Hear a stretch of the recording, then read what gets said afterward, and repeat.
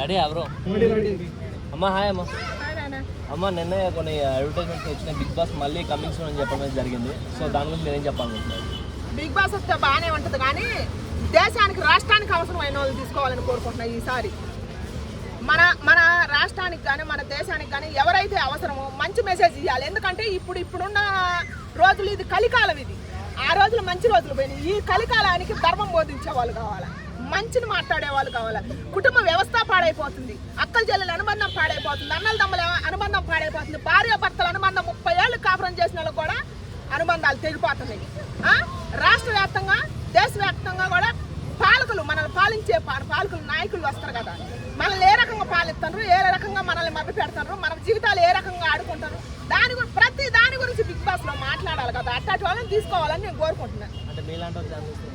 వద్ద నాకు ఛాన్స్ వస్తే దేశం మీద ఎక్కడ అన్యాయం జరిగినా ప్రతి అనుబంధం గురించి చెబుతా, దేశం మీద జరిగే అన్యాయం గురించి కూడా చెబుతా. నాకు వస్తే ఛాన్స్ దాని గురించి ఖచ్చితంగా చెబుతా. కానీ మళ్ళాంటి వాళ్ళకి ఇస్తారా?